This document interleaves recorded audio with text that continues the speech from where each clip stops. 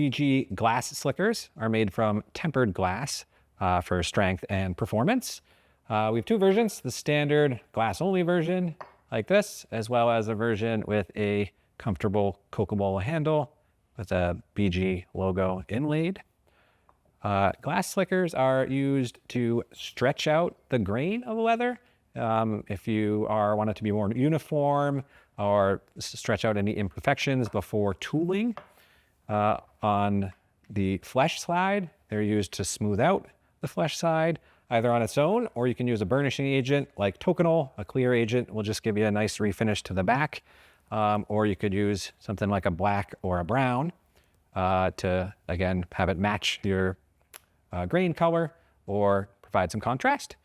Another great use is if you're gluing, say you're gluing two pieces of leather together. Glass slicker is great just to smooth it out, apply pressure, and make sure your glue adheres evenly. The edges of the slicker are also polished. So if you wanted to use it to burnish edges, works great for that too.